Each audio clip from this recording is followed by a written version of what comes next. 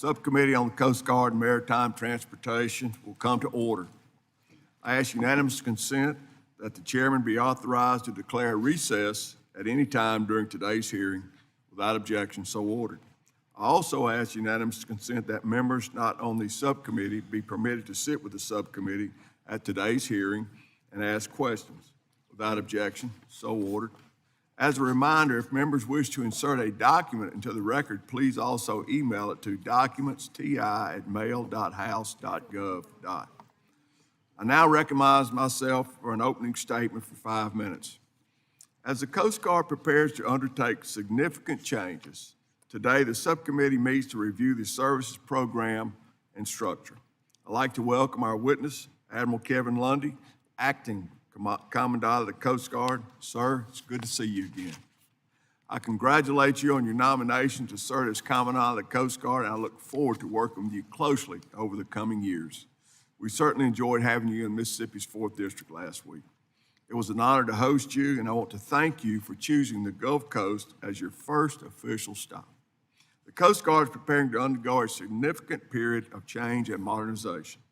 At the Coast Guard Academy graduation last month, Secretary Nome announced Force Design 2028, the Trump administration's vision for the future of the Coast Guard. As you know, this initiative includes 5 main points. Establish a service secretary so that the Coast Guard has the same representation as other military services, as reflected in my bill, H.R. 2546, the Secretary of the Coast Guard Act of 2025. Recognize the service to streamline process better, integrate capabilities, and eliminate redundancies. Invest in the men and women that serve in the Coast Guard. Invest in technology to improve efficiency and capability. Improve and streamline the acquisition process. Admiral, I was encouraged by your support for this vision. I look forward to hearing more about this plan, how the Coast Guard will implement it, what resources you will need, and what changes and authorities the service will require. As the Coast Guard carries out these efforts, it is the subcommittee's expectation that you will work with us and keep us updated on the initiatives that move forward. To meet the Trump administration's vision, the Coast Guard's modernization will require substantial resources to prepare the service to meet the needs of future decades. Unfortunately, in recent years, the Coast Guard has taken the motto, do more with less.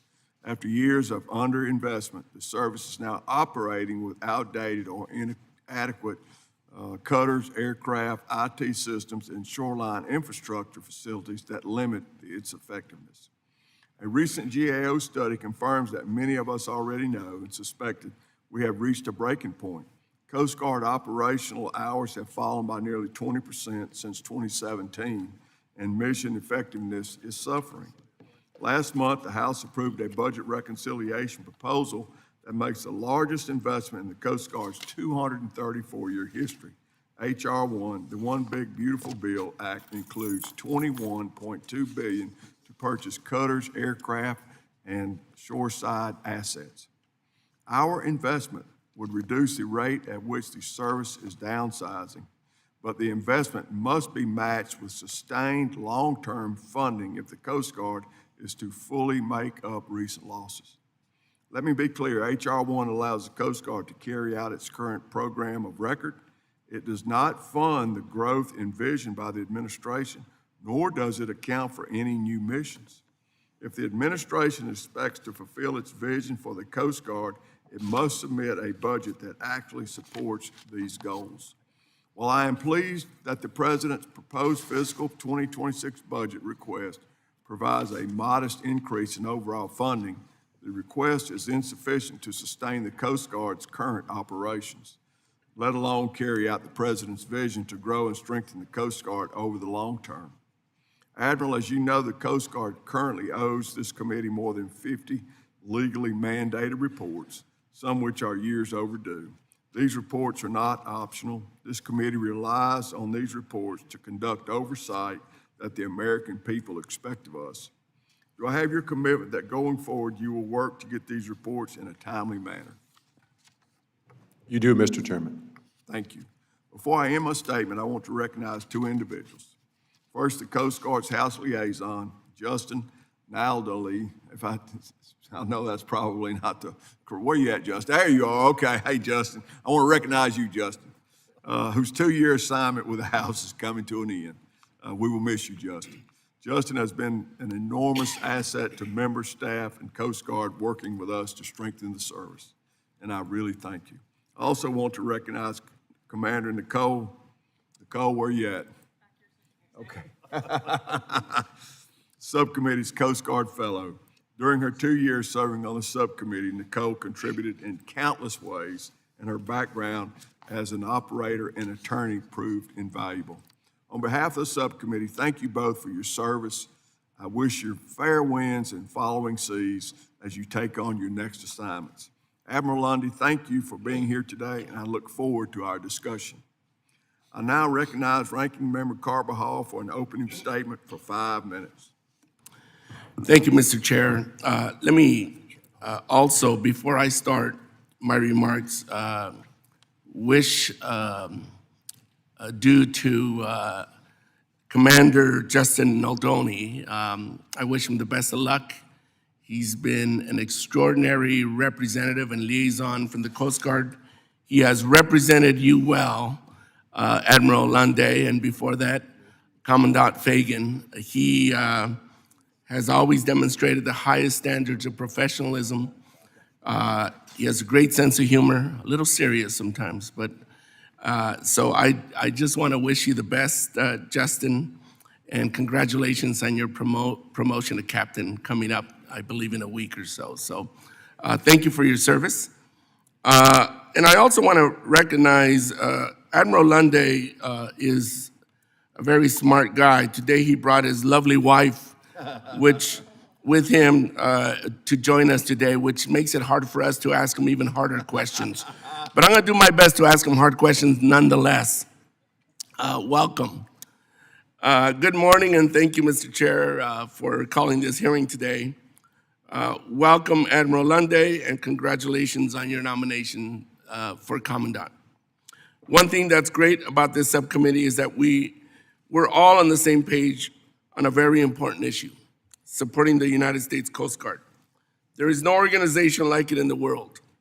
The service members are top-notch, and since 1790, our country is safer because of their service. I also agree with Secretary Noem when she said that the Coast Guard has been neglected and under-resourced for far too long. Unfortunately, when I look at the budget, this is another case of watch what I say, not what I do. The overall funding is not as exciting as one would hope. It does not account for increasing the size of the service. It does not account for taking on new missions like those associated with the Arctic Security Cutter. And most importantly, it reverses course on recapitalizing the Coast Guard's shoreside infrastructure. The Government's Accountability Office recently issued a report that found the Coast Guard $7 billion estimate for the shoreside infrastructure backlog is actually much higher.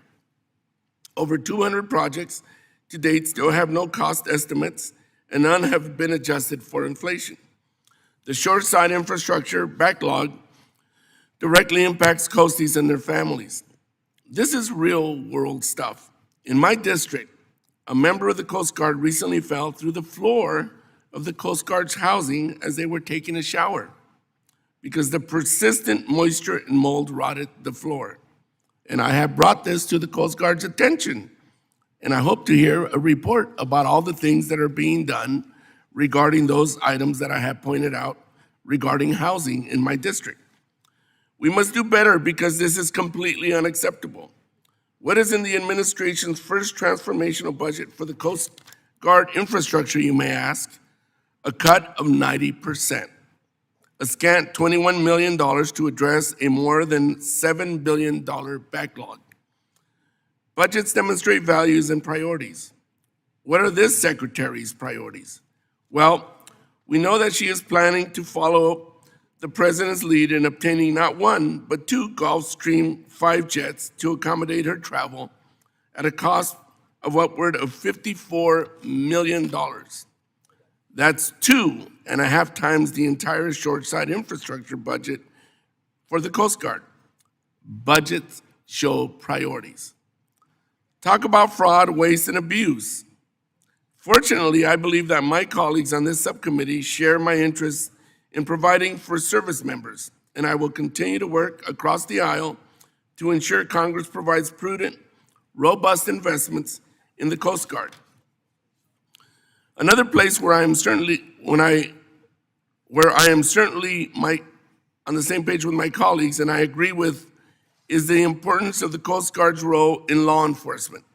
The first step is enforcing the law and following the law.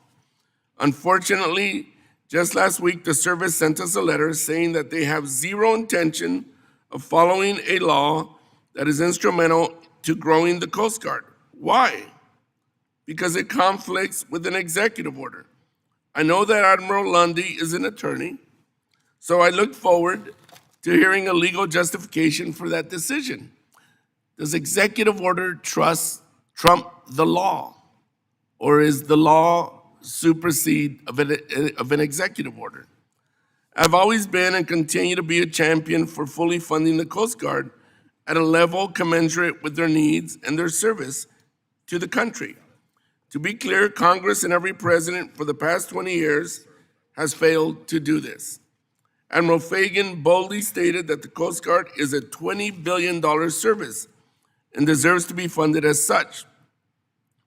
Despite their stated interest in reviving and growing the service, I am concerned that this administration's actions show that they do not agree with Admiral Fagan's assessment. While the prospect of funding through reconciliation is welcome news, it still falls short and does not provide the long-term and predictable funding the Coast Guard needs. We must do better. Congress and Coast Guard leadership owe it to the Coasties who serve this country to deliver on these promises. With that, I yield back, Mr. Chairman. Gentleman yields. I now recognize the chairman of the full committee, Mr. Sam Graves, for 5 minutes for an opening statement. Thank you, Chairman Ezell, and thank you, Ranking Member Carbajal, for this hearing.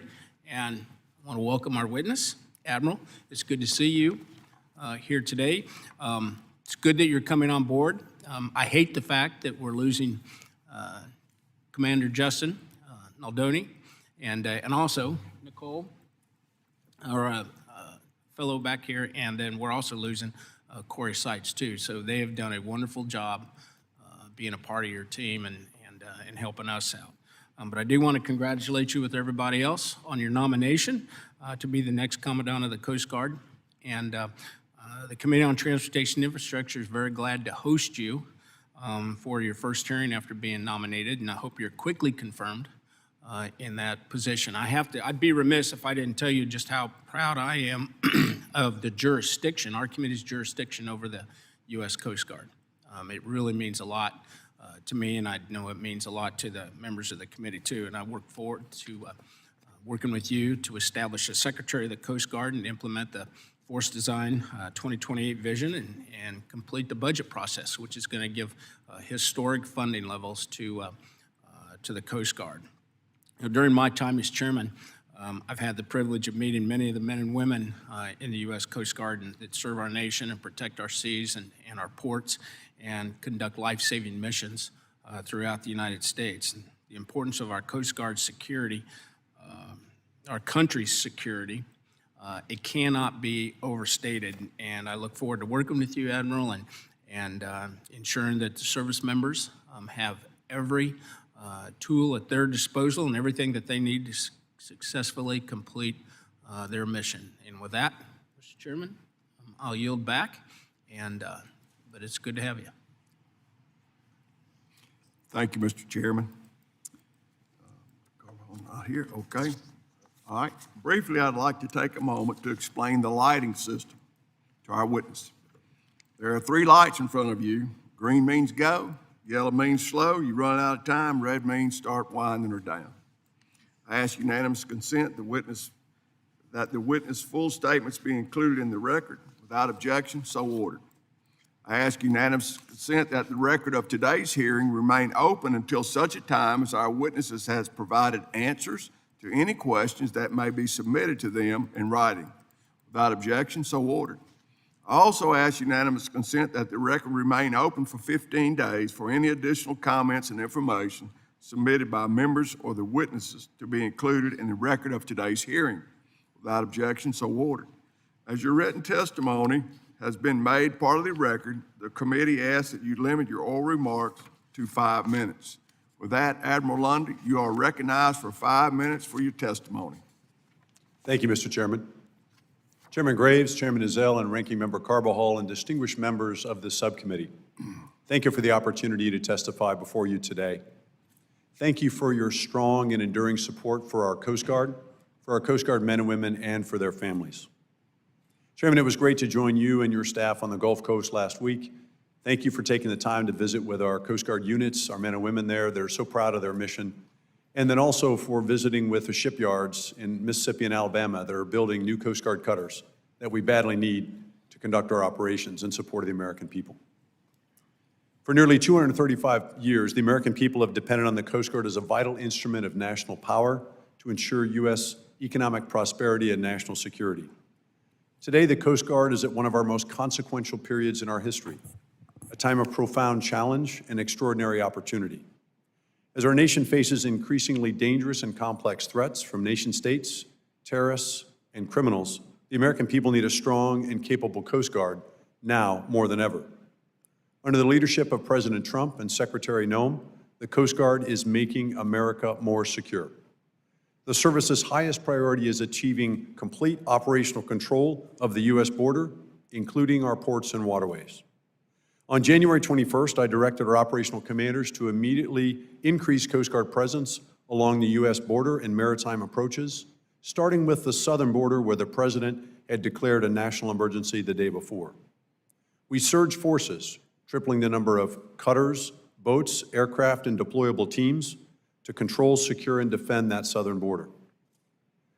The Coast Guard also increased efforts to secure and defend our ports and waterways, both in the physical domain and in cyberspace, that is so essential to economic prosperity and strategic mobility. And I've set as a top operational priority combating fentanyl and maritime cargo shipments approaching the U.S. And the Coast Guard beyond the southern border continues to control, secure, and defend our northern border and the U.S. border and approaches around Hawaii and Alaska, in our 3 U.S. territories in the Pacific and 2 U.S. territories in the Caribbean. The Coast Guard is delivering results for the American people. We have deterring illegal maritime migration and stopping the illicit flow of drugs into the United States. In the last 5 months alone, we've interdicted over 1,000 aliens trying to reach the U.S. by sea, and we've deterred thousands more. We've already surpassed our entire fiscal year 2024 cocaine removal numbers, and we continue to combat foreign terrorist organizations and cartels by interdicting the bulk smuggling of cocaine and other drugs at sea.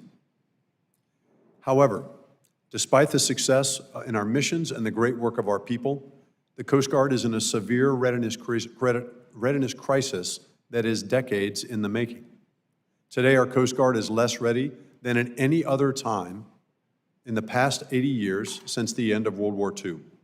The downward readiness spiral we are on is not sustainable, and we must take action now to change that direction. Together, we must restore the Coast Guard readiness and transform the service into a more agile, capable, and responsive fighting force. Following years of underinvestment, we must eliminate maintenance backlogs for our cutters, boats, aircraft, shore infrastructure, and C5I systems to return our assets to full operational readiness. At the same time, we need to invest in new assets, in modernizing our existing platforms, accelerating the adoption of new technology, and providing our people the support and the training that they need to be successful. As we work through the FY26 appropriations process to increase the Coast Guard's top budget line, and we look forward to the opportunity of unprecedented investment in the budget reconciliation, I appreciate the extraordinary support from this subcommittee and across Congress and the unprecedented leadership of the administration. With President Trump's direction to rebuild our nation's military and secure the border, and under Secretary Noem's leadership, the Coast Guard will implement Force Design 28, a bold blueprint to renew our service. Through Force Design 28, we will transform how the Coast Guard functions and operates to defeat our adversaries and protect the homeland. As we navigate through this time of transformation, I have certain hope for the future of our service. Because no matter the challenges ahead, if there's one thing our distinguished service history in both peace and war tells us, with a ready Coast Guard crew and the strong support of the American people, there is nothing we cannot accomplish. Thank you. I look forward to your questions. Gentleman yields. Thank you, Admiral, for your testimony. We'll now turn to questions, and I will recognize myself for 5 minutes for question. Admiral, as the chart from the Government Accountability Office, GAO, shows, the increasing age of the Coast Guard assets has reduced the Coast Guard's ability to carry out its missions, driving up costs as maintenance becomes more expensive, while driving down operational hours as assets are laid up or undergoing repair. This is a bad combination. How will the investments contained in the reconciliation bill reverse this trend and position the Coast Guard for success? Well, Mr. Chairman, as I look at this graph, the first thing that it jumps out at me is that it's a great reflection of the seriousness of the downward readiness spiral and the readiness crisis the Coast Guard faces itself in. I mean, to me, this graph tells me that we're spending more money to keep older assets operating, but their availability keeps dropping. And that situation continues to get worse. But if you take this graph and we go down to the waterfront and we see a Coast Guard cutter returning from a patrol, that crew will tear much of that cutter apart, pulling apart critical supplies and parts in order to make the next cutter ready to get underway. We're eating our own readiness, and we can't sustain that. So our crews are living this in reality every day. So sort of the opportunity that the investment of reconciliation provides will go a long way to stopping the downward spiral, but it will just be the beginning. It will need to be matched with a sustained higher growth in annual budget top line in the annual appropriation, both PC&I and our operations and sustainment accounts. Now, the FY26 President's budget begins a strong start in that right direction. It gives us an increase of over $1 billion in both PC&I and ONS total over the FY25 expenditure. And so that's $344 million in PC&I and over, I think it's almost $644 million in ONS.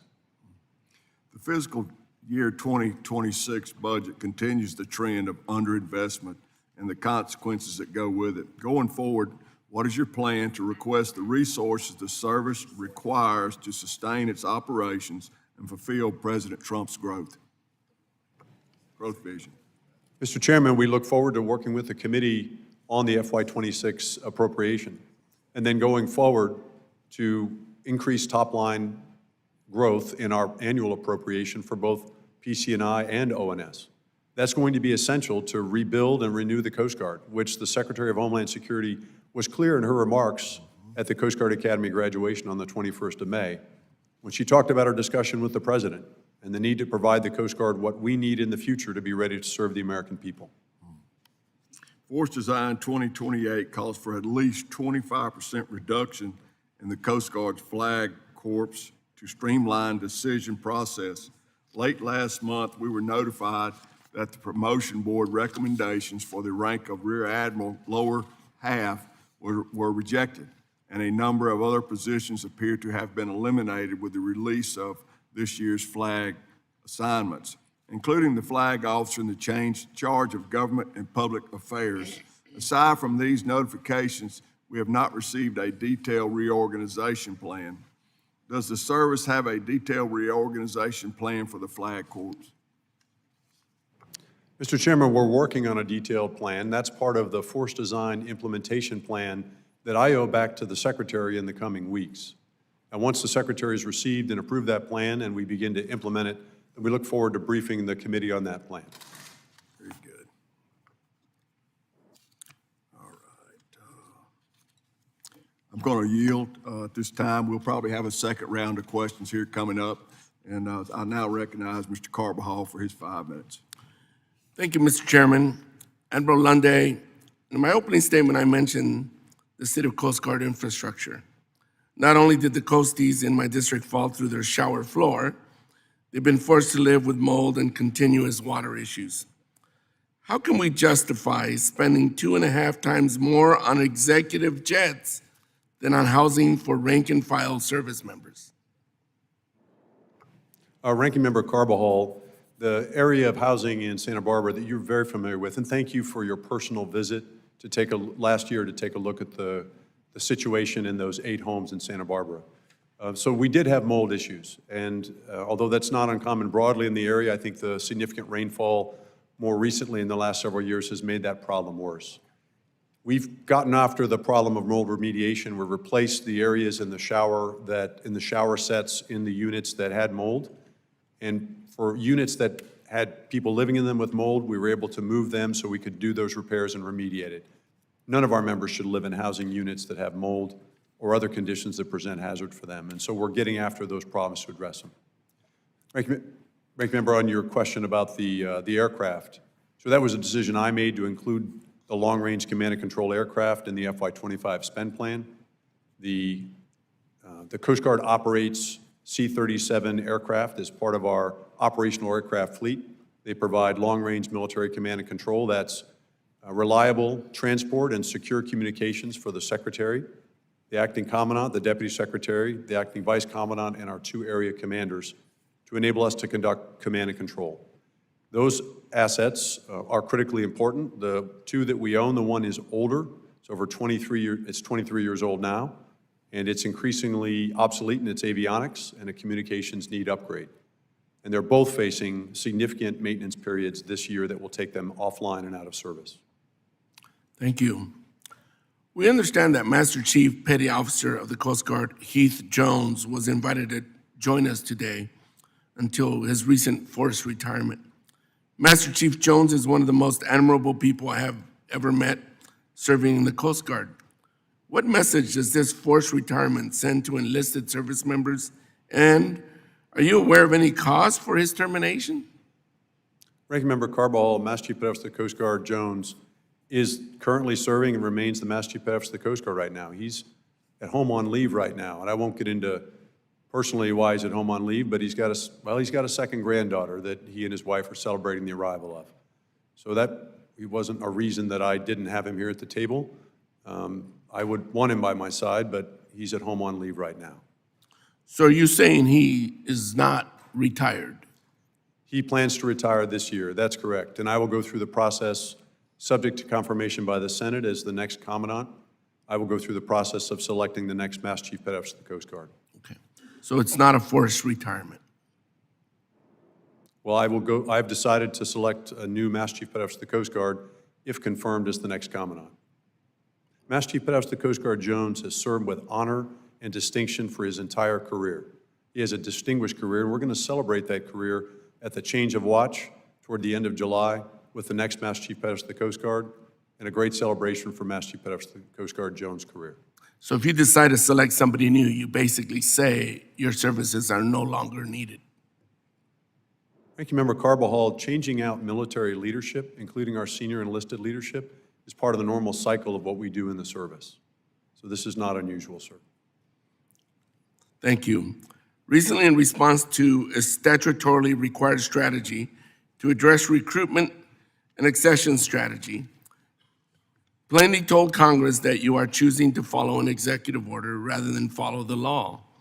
Do you plan to continue violating the law? And how do you determine which laws to follow and which laws not to follow? Where is it at? Ranking Member Carbajal, as a part of the executive branch, the Coast Guard is following the executive order and the guidance from the Department of Homeland Security in this regard, with regard to that report and other reports that call for reporting on DEI matters. Section 11249 of the Don Young Coast Guard Authorization Act of 2022 is a statute that provides for guidance on this issue. And there was an executive order that was issued, and I'm just trying to understand why you would not follow the law, rather this executive order that was put forth that is not the law. Sir, I'm working to follow the law and the guidance of the executive branch, and I understand clearly the requirement in the Authorization Act that requires the report as well. So do you plan to fulfill the statute? So we're doing our best to follow the guidance as part of the executive branch under the President's executive order and the guidance from the department. I understand the frustration of the committee because of the existence of the requirement to deliver that report. At this time, the report that we've submitted is the report that stands for our submission. Thank you very much, Mr. Chair. I'm out of time. Gentleman yields. Now I recognize Mr. Webster for his 5 minutes of question. Thank you, Mr. Chairman. Thank you for having this good hearing, and thank you, Admiral, for coming. Really appreciate it. We're pretty, at least from my reports, I'm getting pretty firm information as you're going to be confirmed. Nothing's set in this place, but congratulations. There's one thing I wanted to carry on about was the Atlantic Coast Port Access route study, which is, I mean, it's not just now, it's not just a few years ago. We've just been waiting and waiting on a report that is in the study, which has just not come. It's kind of perplexing. Is there any hope of having that happen? Congressman, we are continuing to work on the port access route study, and we look forward to briefing that once that's completed. So, is there a timeline for completing it? Congressman, let me get back to you with a specific update on the timeline for the delivery of that report. It's kind of like a timeline for the timeline. But anyway, thank you for those answers. I appreciate it. There's also the idea of the Force Design 2028, and that is, has some great things in it, and great design, modernization, so forth, all that. Do you see that happening as far as money-wise, training all of these new recruits that are going to happen, 17,000 new ones? What do you see about the funding versus the idea that's on a piece of paper? Congressman, the Force Design 2028 offers a bold blueprint forward that the Secretary has given us to deliver transformational, even revolutionary change that we will have not seen at any other time at this scale since the formation of the modern Coast Guard organization in 1915. As you said, sir, and as the Chairman mentioned, it's across 5 lines of effort, starting with the creation of a Secretary of the Coast Guard, but also the other campaigns to improve organizational streamlining of decision-making, improvement of pushing that decision-making to the field, improving the recruiting and training and development of our people, advancing the use and application of technology to make the Coast Guard a leader in the federal government, and then streamlining our acquisition and contracting. That must be matched with the investment necessary to make that a reality. And that investment will come not only in the budget reconciliation, but also sustained higher top-line annual growth in our annual appropriation, both PC&I and ONS. That will be the necessary engine to drive the change that is laid out in Force Design 2028. Do you foresee sparks flying in Alabama and Mississippi on the new polar cutter anytime soon? Well, Mr. Webster, Congressman, we definitely are. The Chairman and I were down there last week, and we visited Ballinger, Mississippi, where they are constructing the first of 3 heavy icebreakers, the first that will be built in half a century for our United States, Polar Security Cutter number 1. The full production of Polar Security Cutter number 1 was authorized by the Department of Homeland Security back in the end of April. But we had already begun advanced work to fabricate some of the early modules the shipbuilder had that will teach them how to move faster in the production later in the series as we move forward with the production of the full program of record. So they are cutting steel. They are building that first Polar Security Cutter, sir. Do you think the speed of number 2 is going to be a lot faster than number 1 as far as completion?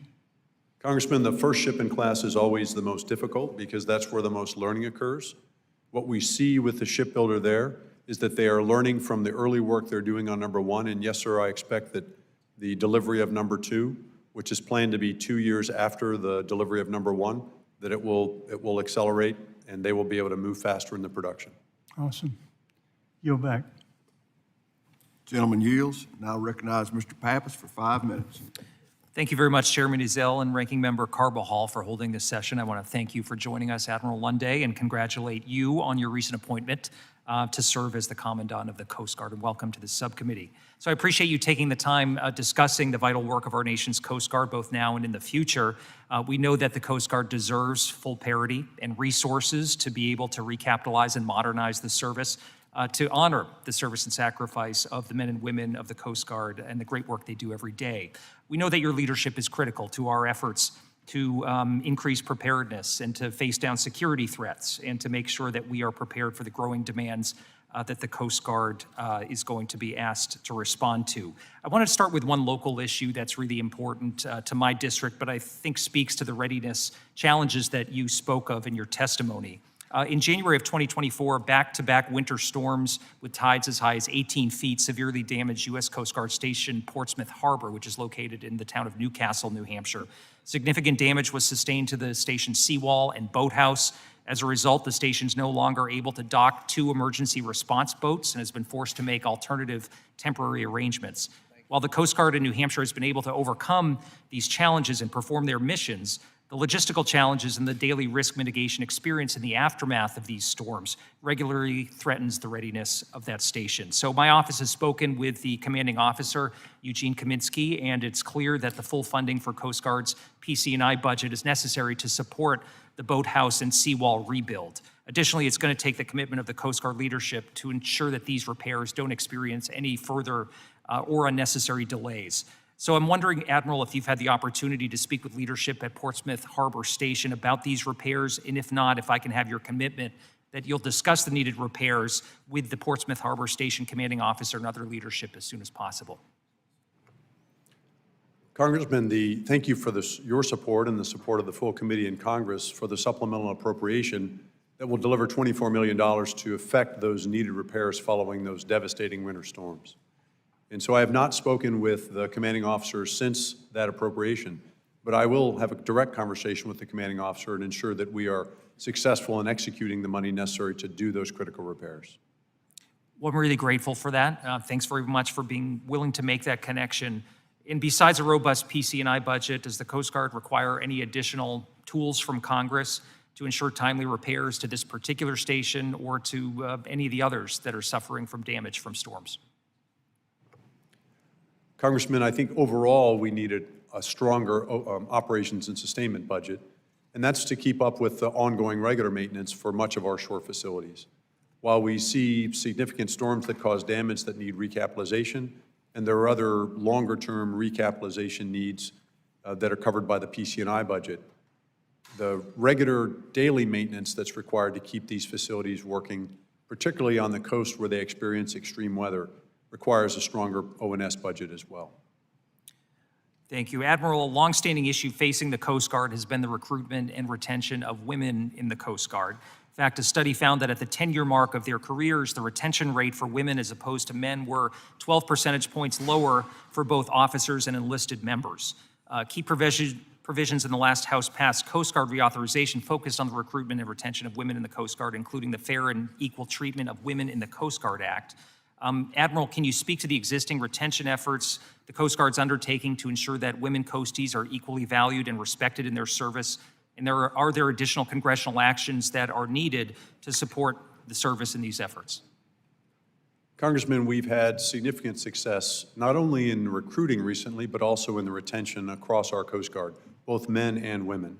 So on the recruiting side, I'm pleased to report that this year, we have already had people either join or sign up over 4,900 people, well beyond our 4,300 annual target, which far exceeds even last year's successful number of recruits, both men and women. And we continue to increase our recruiting capacity to move and be able to recruit from across our great United States the best talent, both men and women, into our Coast Guard. And we also need to retain our best talent, men and women in the Coast Guard as well. And so that is a top priority. And as the Secretary, as part of Force Design, has set a goal to grow the Coast Guard workforce, both active and reserve by 15,000 people, men and women, both active and reserve, then we need to continue to keep our foot on the gas on recruiting and retention. Thank you. I yield back. Gentleman yields. Chair now recognizes Mr. McDowell for his 5 minutes of questioning. Thank you, Chairman, and thank you, Admiral, for being here today to testify before the subcommittee. I'm glad to see that modernization of Coast Guard IT systems is a priority in Force Design 28, particularly the long-awaited and greatly anticipated modernization of the antiquated merchant mariner credentialing program. Are mariner licensing examinations part of the proposed transformation of the mariner credentialing program, and how will that be accomplished? Congressman, the improving the technology systems that we use for mariner licensing and credentialing is critically important. That's a part of the way forward, as you mentioned, and also making sure that the training and certification process that is provided by schools for mariners that the Coast Guard is responsible for overseeing, that continues to meet the high standards necessary for mariners to be able to develop the skills and competencies and qualifications necessary. This is also vital given the President's direction and the executive order to restore America's maritime dominance. And part of that is by reinvigorating our merchant marine. And so that remains and will be a top priority going forward, sir. Is course approval process part of the proposed transformation of the credentialing program, and how will that be accomplished? So the course credentialing program and the approval process is already a high priority because of some challenges we've seen in the last several years. But I will commit to you, we will bring that into our efforts that are part of restoring our effort, the Coast Guard's contribution to restore America's maritime dominance, because it's a critical component of our mariners being able to operate and do their job. Admiral, when this subcommittee met in March, we had a conversation about the Coast Guard's aging infrastructure and assets, and at one point, we were talking about the Coast Guard continuing to operate vessels with literal holes in them, which I'm no expert in ships, but that's a problem. And the Coast Guard has historically struggled with the recapitalization effort, since the service must maintain day-to-day operations, which result in assets that are operated well beyond their service life. And so a lack of access to funding obviously contributed to this problem. But today, however, we have an influx of congressional support for historic levels of funding, which seems to be unacknowledged in the Coast Guard's budget request. Can you explain the reason for the discrepancies between the Coast Guard's relatively modest budget request and the $21 billion recapitalization investment provided for in the House Budget's reconciliation bill? Well, Congressman, I would say that the FY26 President's budget reflects a strong start in the right direction, with over a $1 billion increase between PCI and ONS, that, along with the significant historic investment levels that budget reconciliation reflect, will give a significant move in the right direction to restore Coast Guard readiness. And of course, that will need to be matched in the following years by a stronger top line for both PCI and ONS to continue to rebuild and restore Coast Guard readiness. One of the most important things to me is making sure that you all have what you need to do drug interdiction as these drugs try to come into our country. What is the single most helpful thing we could do to give you the tools you need to stop fentanyl trafficking, human trafficking? Obviously, you all are doing a fantastic job this year with catching these criminals, but what's the single most helpful thing we can do? Congressman, the work that we're doing to control and secure and defend our borders from illegal drug trafficking that brings death and destruction to our communities, including in fentanyl, is one of our top priorities. We talk about the importance of search and rescue, but that mission saves lives just as much as search and rescue does.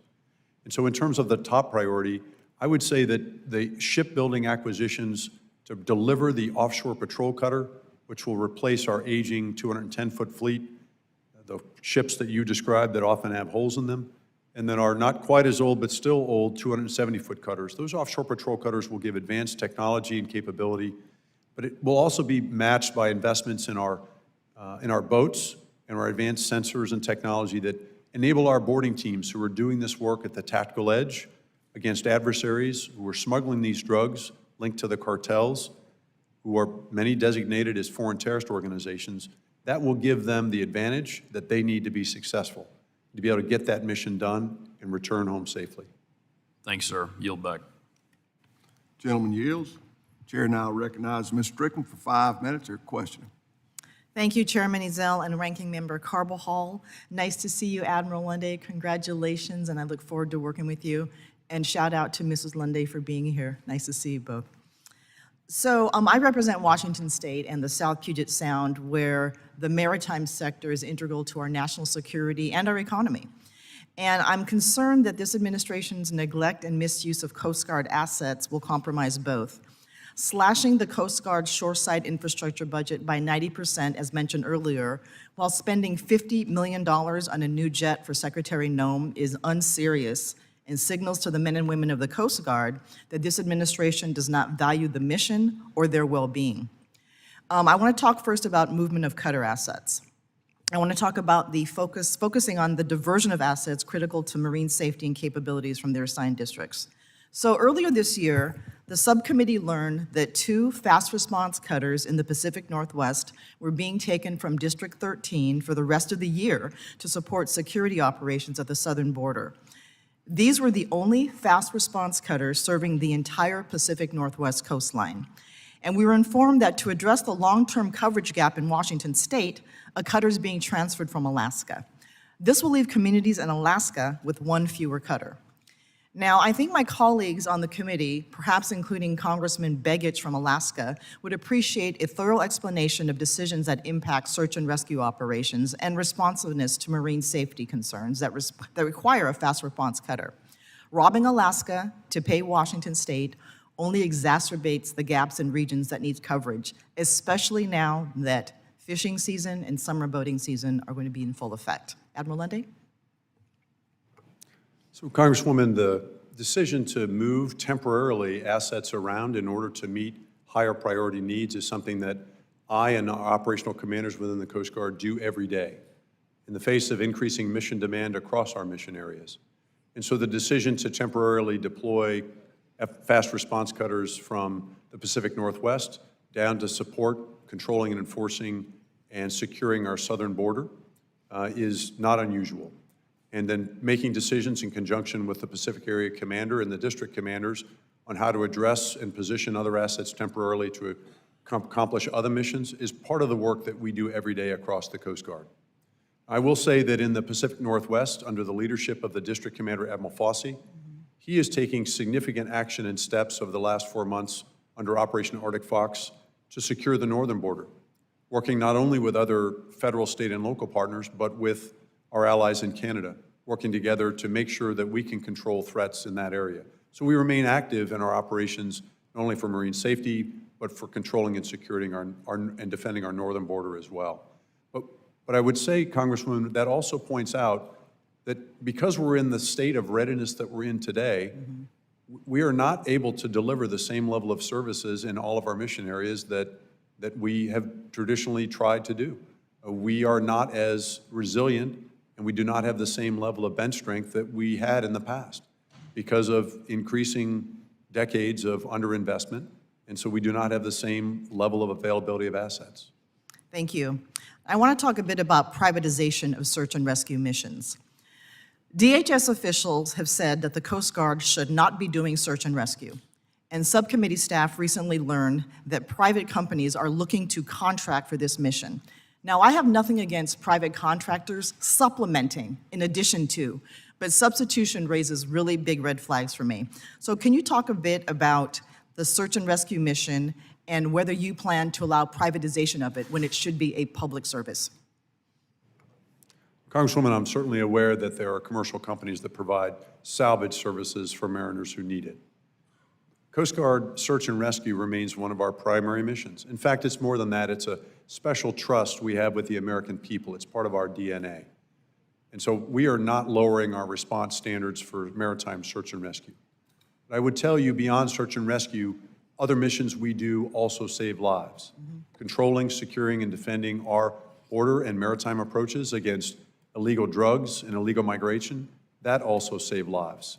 Defending our border and our maritime critical infrastructure from cyber threats to that infrastructure that could threaten the movement and facilitation of commerce. I want to get back to the question, though. Are you going to allow privatization of the search and rescue function instead of having the Coast Guard do it? Congresswoman, I have no plans to step away from our search and rescue operations or turn that over to private companies. Thank you. I yield back.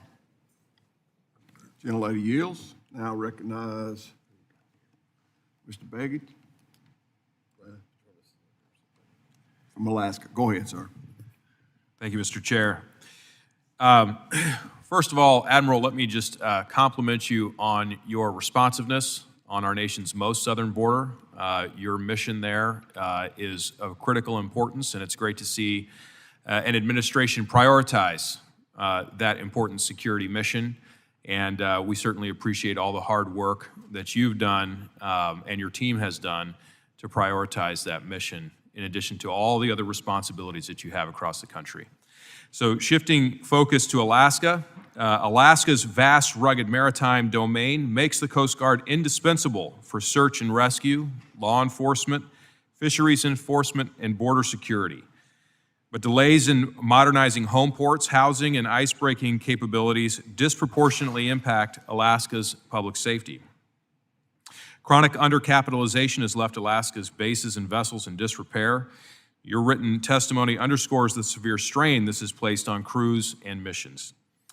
The fiscal year 2025 budget reconciliation, however, includes over $21 billion to recapitalize assets and rebuild shoreside infrastructure, which are key for Alaska's future readiness.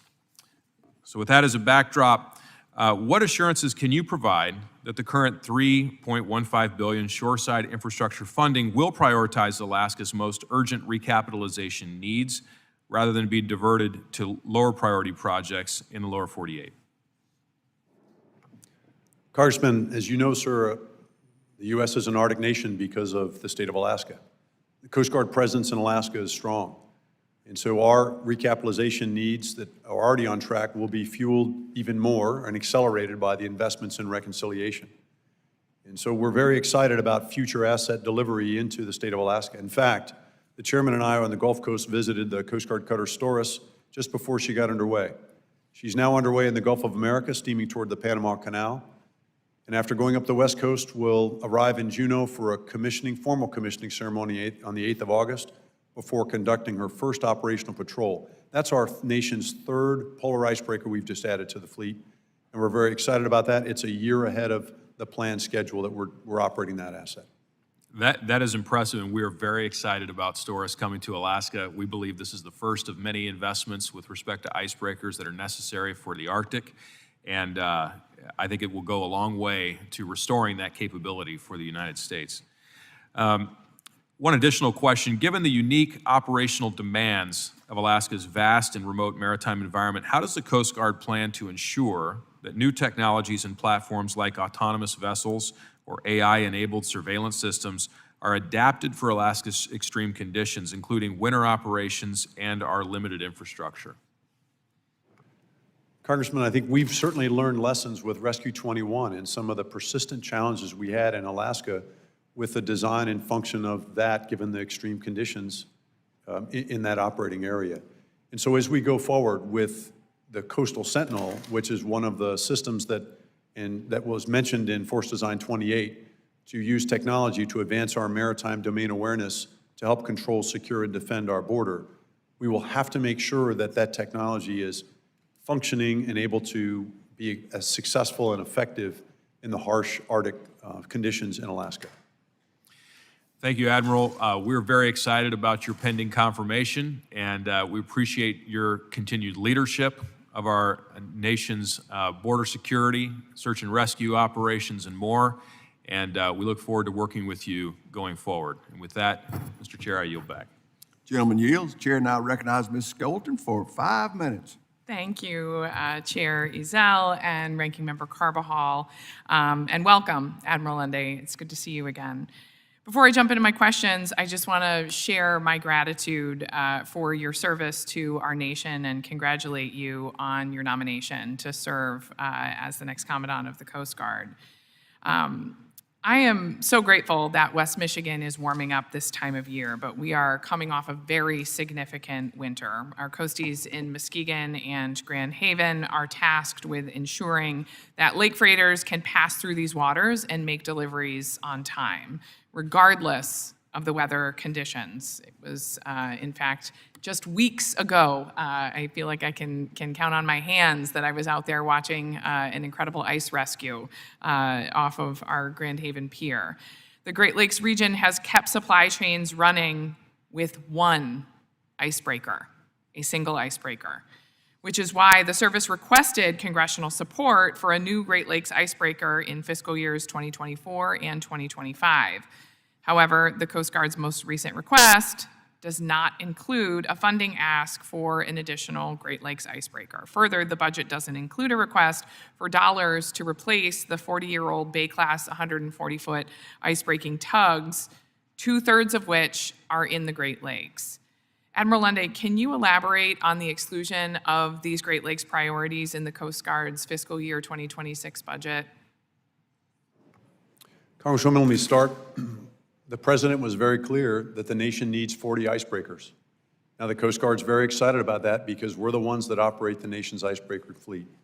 Now, a lot of people focus on our polar icebreakers, but it includes our domestic icebreaking fleet, which of course is centered on the Great Lakes fleet.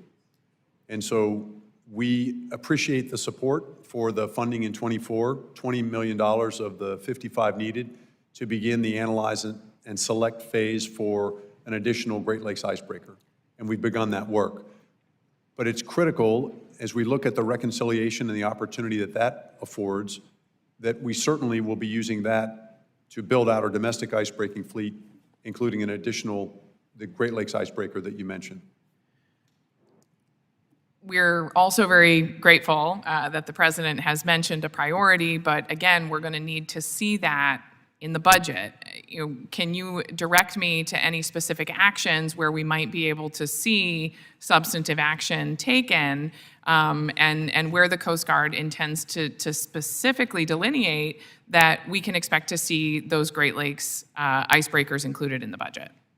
Well, Congresswoman, it's not in the FY26 request because although we did see an increase, it did not have a higher top line that enabled us to include it in this year's budget request. When do you anticipate it would be included? I'm sure you can appreciate my dismay when on the one hand, we're talking about, a commitment to 40 icebreakers, but then we don't actually see the request included in the FY 2026 budget. Well, Congressman, we're also looking at the opportunity that the budget reconciliation will provide for a significant capital infusion and recapitalization of our ships, including all of our icebreaker fleet, which includes the Great Lakes fleet. So would you anticipate then that through the reconciliation package, we would be able to specifically allocate funding for a Great Lakes icebreaker? And would you be willing to submit language that would specifically delineate that? Congressman, we're working with the administration and Congress as the budget reconciliation package moves forward now on the Senate side. The Great Lakes icebreaker, a new one, is a high priority. But we'll work with the administration on that language as part of the reconciliation process. My office is more than willing to work with you as well. In the Great Lakes, we are unfortunately far too used to getting by with much less. But when it comes to the Great Lakes Icebreaker program, we need to continue to elevate the importance of this program. And again, we look forward to working with you to make sure that this is not overlooked in the budget reconciliation process. I want to, if I may, one more quick question on the importance of the Coast Guard and its people. The President's budget is an opportunity to demonstrate priorities, as my colleagues have said. Despite intentions To grow the size of the service significantly, this budget does not meaningfully increase operations and support account and drastically cuts shoreside infrastructure for things like housing and, as critically important to me, childcare facilities and healthcare facilities. How do you propose to grow the size of the Coast Guard without significantly increasing operations and support and shoreside infrastructure? So Congresswoman, the ONS, within the ONS inside the FY26 budget request is $27 million as part of Force Design 2028 that will get after some of the key elements that are enablers for that. So it will get after increasing our recruiting. It will deliver a Coast Guard human resources IT system that we're badly in need of to help us develop our workforce in the future. And so that includes some key early investments in ONS that will get after some of the workforce needs. I appreciate that. I know I'm running out of time here, but I'd like to resubmit my question specifically about childcare facilities, and if you can get me more specific details on that for the record, I would be grateful. I will do that for the record, Congresswoman. Thank you. I yield back. Thank you, sir. Gentlelady yields. Chair now recognizes Mr. Petronas for 5 minutes. Thank you, Mr. Chairman. Good morning. Thank you for being here, and congratulations on your selection. I got to spend Memorial Day weekend down in Miami towards your station down there. Maryland took great care of me. I'm sometimes the best way I learn is visually. So being able to spend some time with the team down there was rewarding for me.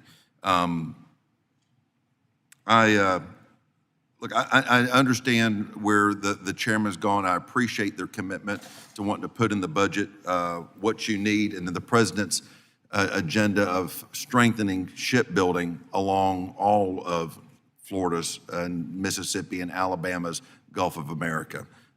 Chairman, I wish I could have joined you this week. That sounds like it was an exceptional visit, but seeing the double down and investment of the importance of shipbuilding and the amazing job creation opportunities that brings, that helps. It gets me excited. But I appreciate you joining us today discussing the future of the Coast Guard.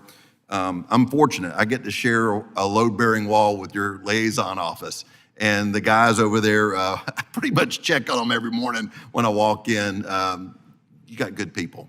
And it's a real good fortune for me, as I'm brand new, to have some folks that are willing to spoon feed me to understand the issues that are so important to our country. So again, thank you for assembling a good team.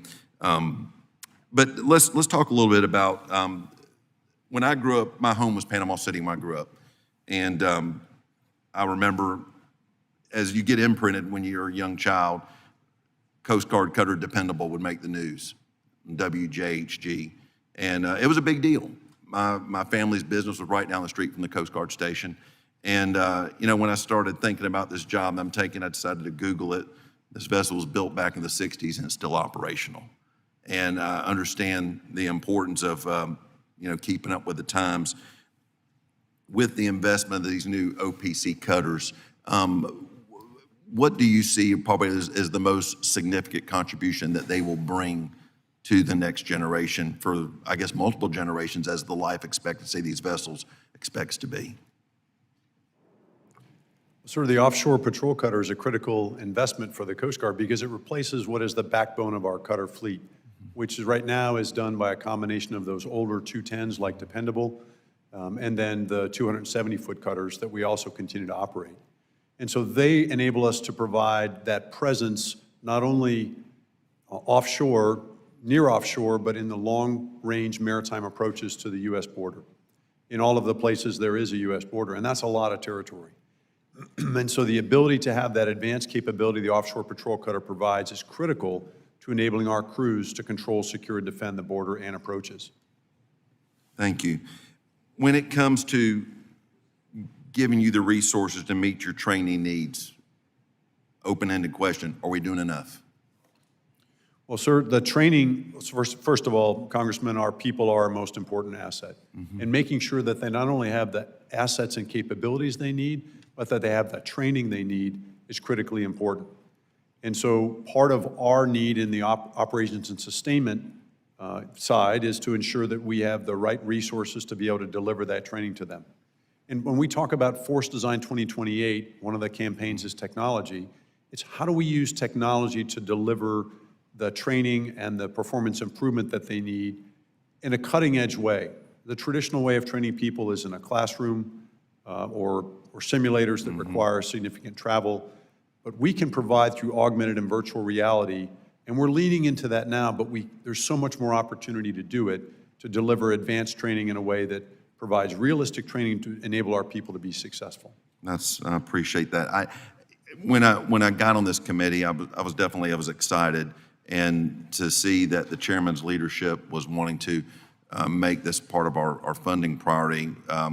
It was, I thought that's kind of cool. I got to be a part of hopefully seeing an investment which I think really, it impacts especially an individual that's got a big coastal area and the importance it is for the services you and the men and women you lead provide. Thank you for your service, and Mr. Chairman, I yield. Gentleman yields. Chair now recognizes Mr. Larson for his 5 minutes of question. I'm sorry, Mr. Garamandy. I appreciate becoming the ranking member of the committee. Okay. I'm sure Rick would find that difficult. Thank you very I much. saw you sitting. Okay. No problem at all. Admiral Lunday, I promised myself I would be polite, and I'm going to do the very best I can. We've been at this icebreaker thing for well over 12 years. 12 years that I've been on the committee, and it's one misstep, one bad decision after another. There's no money in the ongoing budget for icebreakers. You're looking at the Polar Star, the new Polar icebreaker at its earliest, sometime in early 30, maybe 31, 32. We're looking at, as we just said, additional money in the reconciliation. That's, I guess, good, except it's in a bad bill. My point to you is, what are you doing within the administration of the Coast Guard to put in place the right people with the right authority to get this job done? At least for the last decade, that has not happened, with multiple admirals sitting in that chair, not providing the competency and the organizational structure within the Coast Guard to get a critical job done. So what are you doing? Congressman, the Force Design 2028 blueprint for transformational change that the Secretary announced will do that in two key ways. First, the establishment of the Secretary of the Coast Guard with the support of the Congress will provide direct, focused civilian control over the Coast Guard that includes responsibility for that Secretary over the acquisition programs for the Coast Guard, including the Polar Icebreaker. The other part of that, in the acquisition, one of the 4 lines of effort, is to streamline our acquisition process so that we can move at the speed and scale to deliver the assets needed and move away from the challenges we've had in the past with acquisition. God, I've heard the happy talk so many times. So we have a civilian secretary responsible for the icebreaker program. Is that what I heard you say? Well, sir, the construct, and this is, we're working with the administration and Congress on the language to create a Secretary of the Coast Guard, which is an administration priority, but it is similar to the construct for other military service secretaries that provides that civilian political level leadership and accountability. Okay, excuse me. Yes, sir. So that's going to take a law. Has that been introduced? Yes, sir. Chairman Ezell has introduced a bill on the House side. Senator Scott has introduced a bill on the Senate side, and the administration is working on that legislation. Now, within your organization, are you structuring an organization with specific responsibility, with an appropriate level of authority and staff to get this job done? Yes, sir, we are. And could you please provide that in writing to the committee and certainly to me? Congressman, we will provide in writing in specific detail as part of the Force Design Implementation Plan that includes how we are clarifying the accountability on how those programs will be successful as we execute that money, not only for the icebreaker programs, but all of our acquisition programs. Thank you. I look forward to getting that detail soon, because these issues are in play both in this committee as well as in the Armed Services Committee over the next couple of months. Just note that I have serious doubt, but I think it's imperative that this committee focus on the organizational structure to be set up and the accountability and the responsibility within your organization. And furthermore, if the reconciliation bill fails to move, or if your piece of it is eliminated along the way, it's imperative that those funding programs be made available, and that they be made available immediately, not over the next decade. With that, Mr. Chairman, I'll yield back.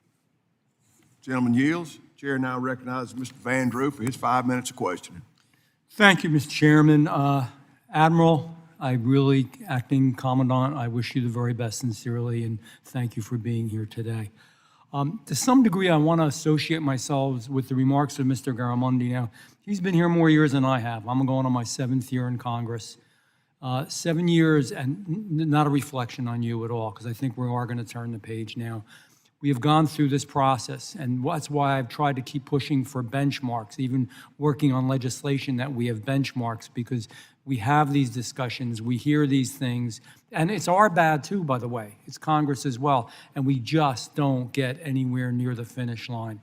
Now, to be very focused here, would I be correct, I'm just going to ask you for some quick answers first, then we'll get into a little more detail, that with the administration, there is a new forceful commitment through the reconciliation bill, by the way. Ms. Schulten's not here now, but I wish I could say to her, I'm not worried about the budget bill at this point. We haven't done particularly well with budget bills, whether it be an omnibus bill or the 12 separate bills, but the reconciliation process, I know I've had direct conversations with you folks, direct conversations with the administration, and I believe, and I've seen it, that there is a new forceful commitment in will and desire as well as dollars. Would you agree that's true?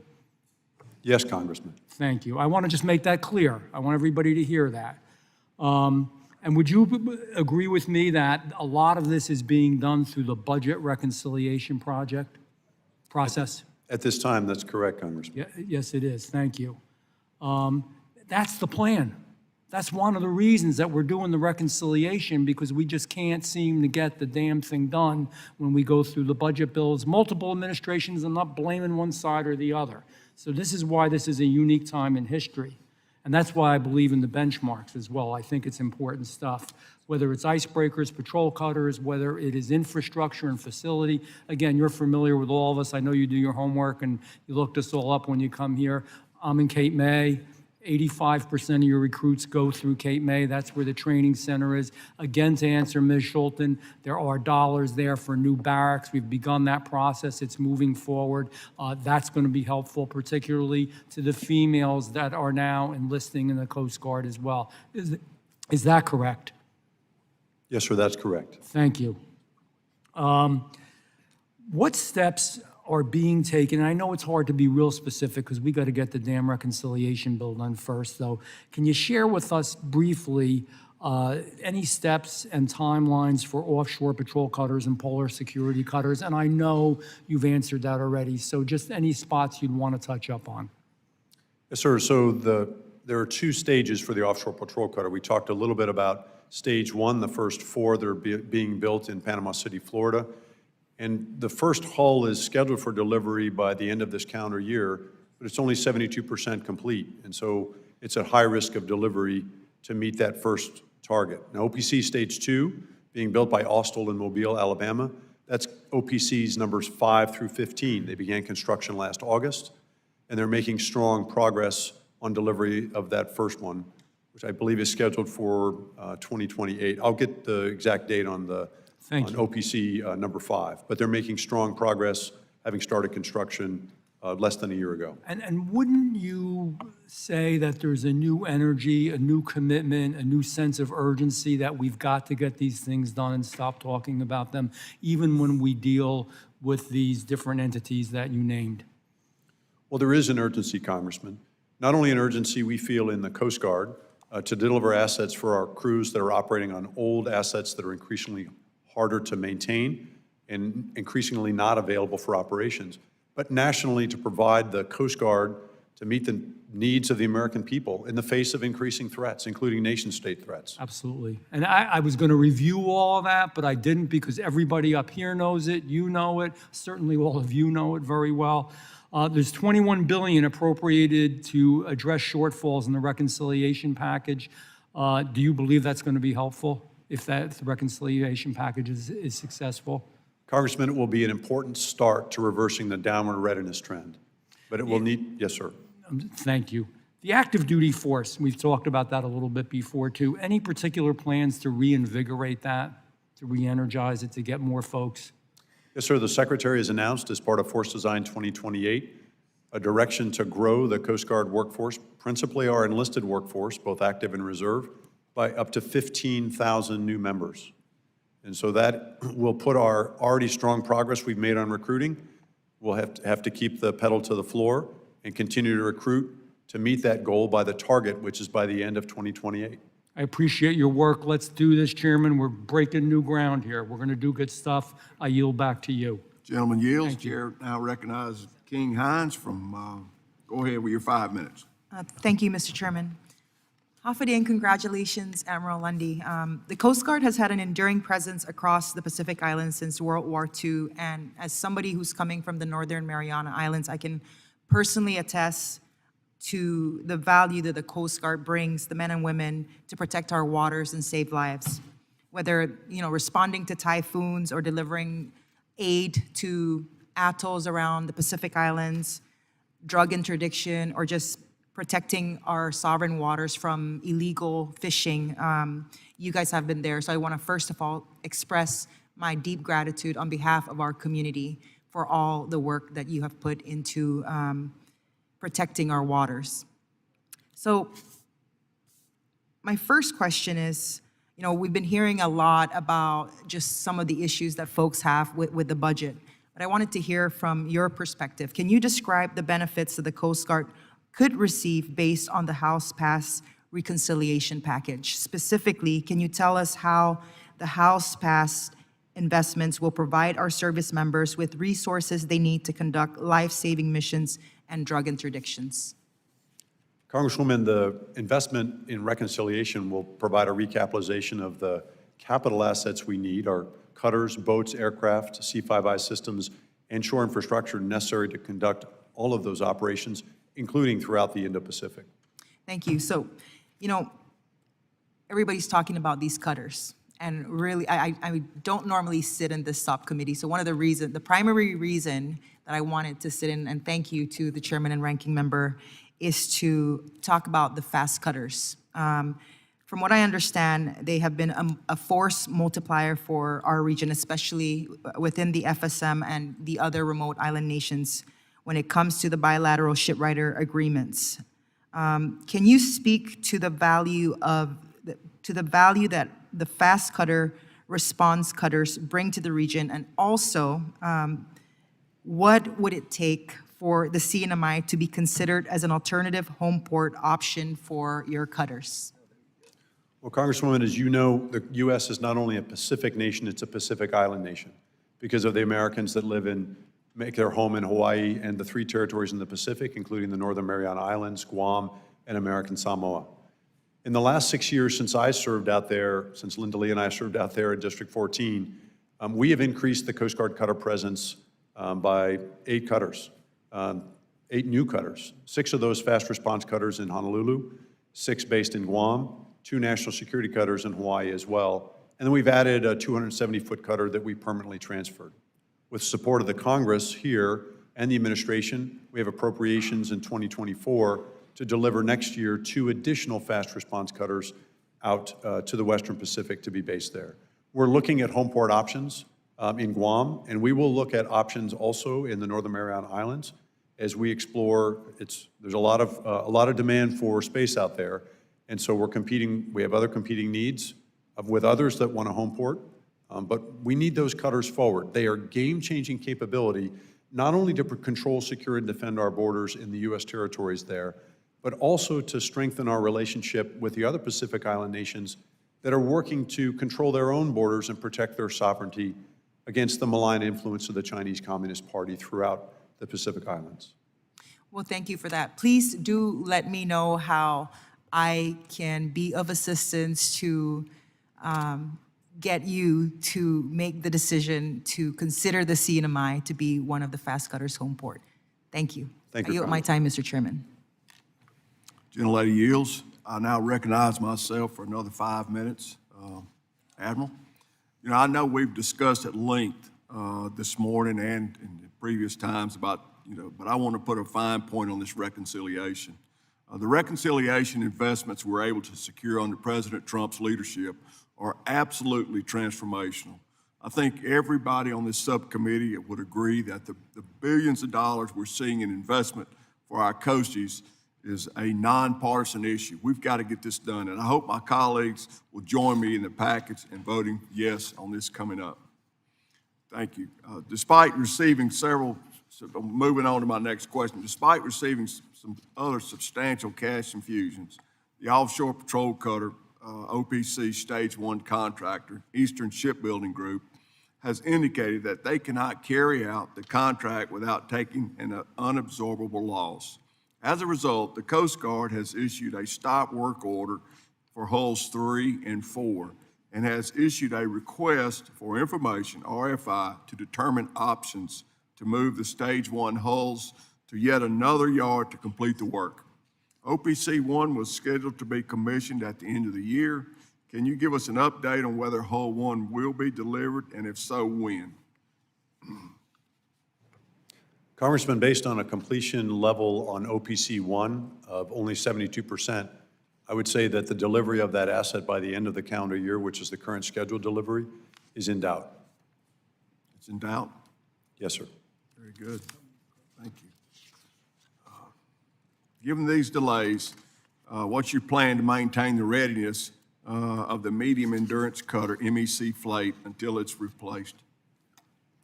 Well, Chairman, the 210-foot medium endurance cutters are increasingly expensive to maintain, and as Congressman Webster mentioned, that they often have holes in them that need to be repaired on any major dry dock or dockside availability. And so we have plans in the FY26 budget to decommission 3 of those aging 210-foot cutters. Now, our 270-foot cutters, they're not quite as old. We are continuing a process to conduct a service life extension program of 6 of those 13 270-foot cutters. That's being conducted up at our Coast Guard yard. That will extend the life of half of that fleet to enable us to bridge the gap until the delivery of the offshore patrol cutter and the operational, those join the operational fleet. The administration has put out an RFI that includes the option of building icebreakers in foreign yards. As you are aware, Coast Guard vessels are required to be built in the United States unless the President provides a national security waiver. Can you provide in greater detail why the administration included foreign yards in its RFI? Mr. Chairman, part of that RFI, working with the administration, is to provide as much information and options to the President to inform the President's decision within the President's discretion.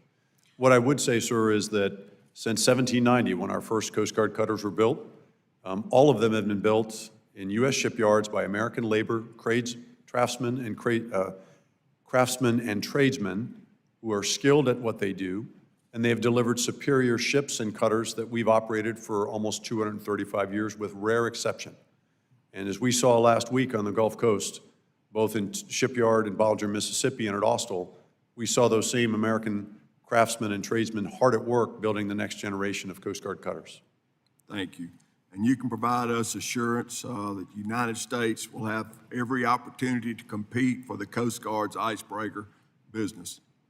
Mr. Chairman, the President has issued an executive order on restoring America's maritime dominance, another executive order on the defense industrial base that moves to restore American competitiveness in that, including in shipbuilding. So I don't think I could say it any better than the President has. Great. It appears there's been some significant resistance from the Coast Guard on the issue of automated systems aboard some commercial vessels. In 2020, the Coast Guard reversed a longstanding practice of authorizing engine room crewing reductions for articulated tug barges or ATBs with automation. Most recently, the Coast Guard declined to implement a statutory change in the FY 2023 NDAA permitting the agency to issue certificates of inspection for automated systems, ATBs, with reduced engine crewing. Given the significant advances in technology and in coordination with Force Design 28's pillar on technology, I believe automation on commercial vessels is here to stay. Vessel operators have made significant investments in automated machinery, which increase vessel safety and reliability and enhance the mariner's situational awareness. Most importantly, I understand that the available data on automated systems, ATBs, demonstrates that they are operated safely for years with reduced crewing. The Coast Guard should keep pace with technological innovations and engage constructively with industry. Doing so keeps in line with Force Design's 28's pillar on technology, which reads, the Coast Guard will accelerate the adoption of secure, state-of-the-art technology to enhance data sharing, situational awareness, and operational effectiveness. The default answer cannot be simply no. And that especially applies when Coast Guard enacts laws that the Coast Guard is obligated to implement. Can you give me a little response on that, please? Well, Mr. Chairman, the articulated tug and barge, those have grown, continue to grow in size and employment, and with the implementation of Subchapter M, the minimum manning of 2 engineers is the standard that's currently applied. As those have gotten larger, we've seen them approach the size of some tank ships that have a separate manning requirement of 4 engineers. Now, facilitating commerce is critically important. It's one of our primary responsibilities, and that includes the safe movement of commerce, and I know maritime industry shares that same priority. Now, while we agree that technology has enabled those engineers that are standing watch on the ATBs to be more successful and more efficient at standing watch, we don't believe that the technology is sufficiently advanced in robotics and automation to be able to reduce below the current levels in Subchapter M what those standards are. But we look forward to working with industry and also with the committee on, as we see advances in that technology, and when the opportunity might be in the future to change that manning standard. But for now, we feel that is the safe standard for ATBs. Thank you, Admiral. I yield back. Mr. Carbajal, would you like to? Thank you, Mr. Chair. A lot has been said today about the positive Coast Guard funding in the bad, really bad reconciliation bill. Well, I made it clear that I support significant increases to our Coast Guard budget. I believe it shouldn't come on the backs of other Americans. Has the Coast Guard determined how many Coast Guard veterans will be at risk of losing Medicaid coverage if H.R. 1 passes? No, Ranking Member Carball. We might want to look at that because I think the numbers are staggering. Force Design 2028 is at best the concept of a plan, yet despite not having a detailed plan, the Secretary has ordered the removal of at least 25% of the Flag Corps.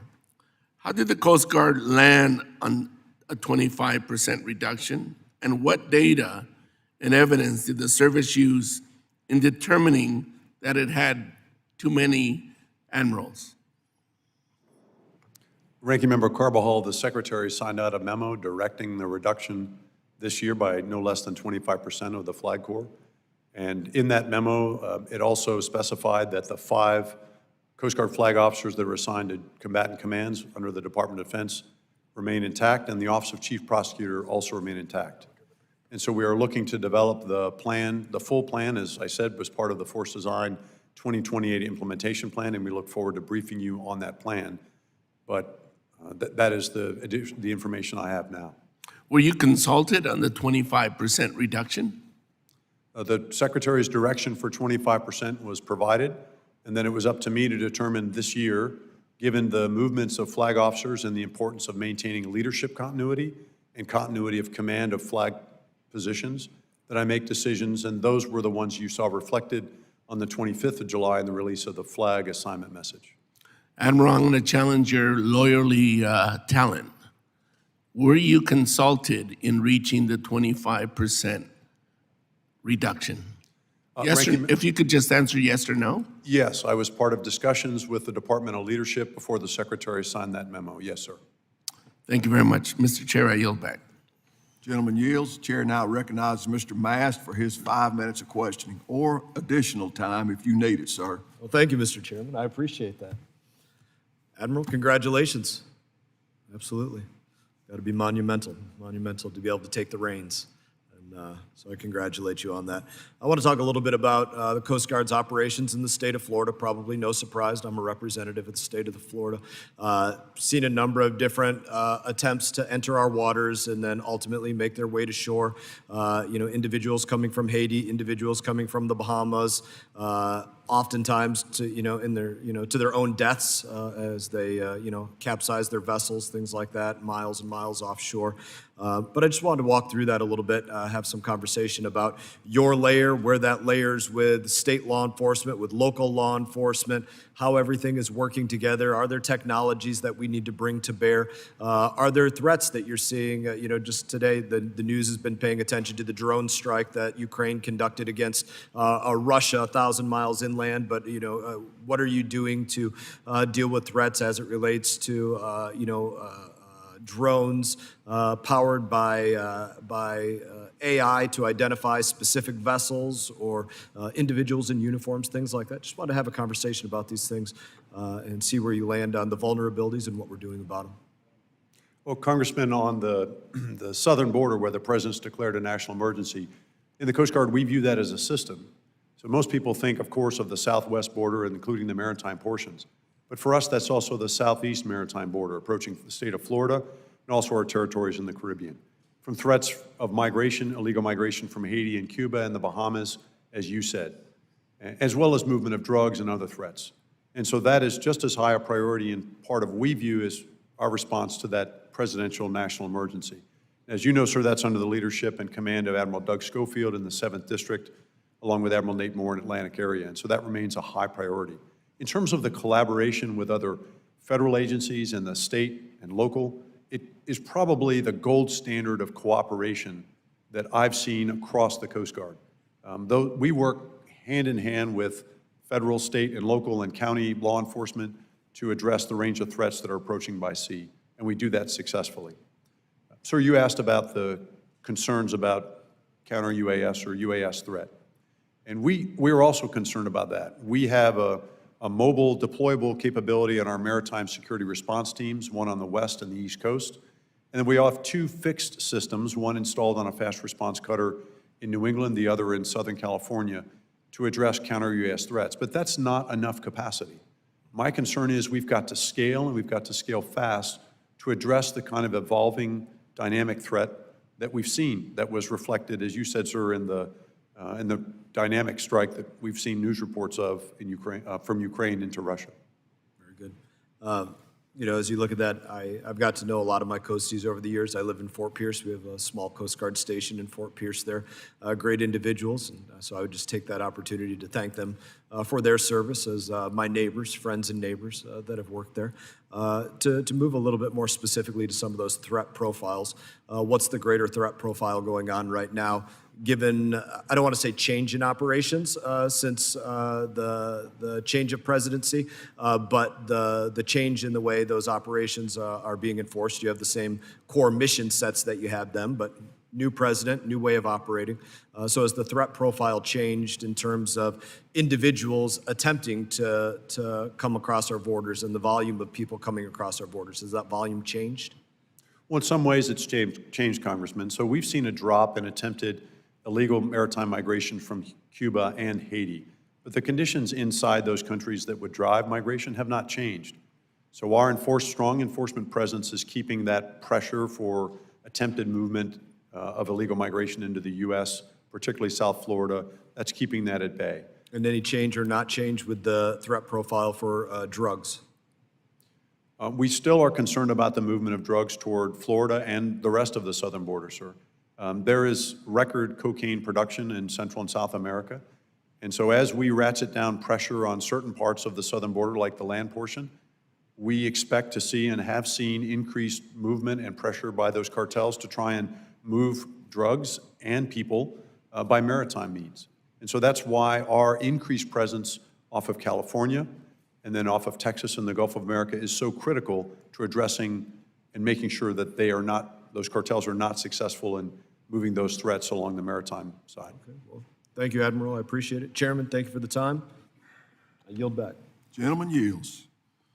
You're not going to believe this, Admiral, but I've got a couple of more questions. The Coast Guard plans to acquire larger cutters and aircraft over the next decade, and the reconciliation bill provides a substantial boost to those efforts.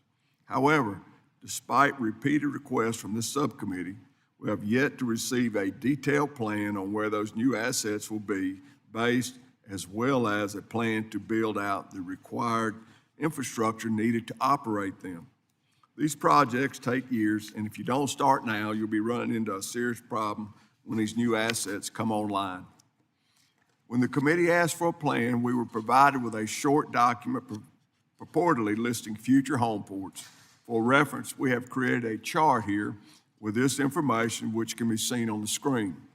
Does the Coast Guard have a long-term plan for the shoreside capital investments needed to home port new cutters and aircraft that it plans to bring online for the next decade? If so, can you commit to providing the committee with a detailed schedule and cost projections for those projects? Mr. Chairman, we will provide a plan on the home port to the degree we have that information solidified. On the chart you see here, I would note that the difference, there's a notation to not publicly announced. That's different than the to be determined. Not public announcement, we may have a very strong plan for a home port for particular cutters or series of cutters, but it's not quite ready for public announcement because we don't want to change those decisions once they've been publicly revealed. But I think what this also reflects, Mr. Chairman, is that with the challenges we've had with funding year after year, and oftentimes the money for home porting, which is often it's funded not necessarily at the same pace as our cutters are that are going to be home ported in those places where the shore infrastructure needs to be built out, that we often are relying on unfunded priority list and the support of Congress above the top line to be able to fund those projects. And so it doesn't enable us to deliver with confidence, because we don't have that funding, what the projected home ports are going to be, because we haven't had the confidence to make those decisions in a way that fills out the chart the way that you would want to. Thank you. The Environmental Compliance Project Backlog Impact Statement contained in FY 2026 budget represents a $163 million in environmental cleanup costs, significantly underestimating the service's liabilities. Is the Coast Guard considering the significant environmental remediation efforts and associated costs that will go along with these projects when preparing for project budgets?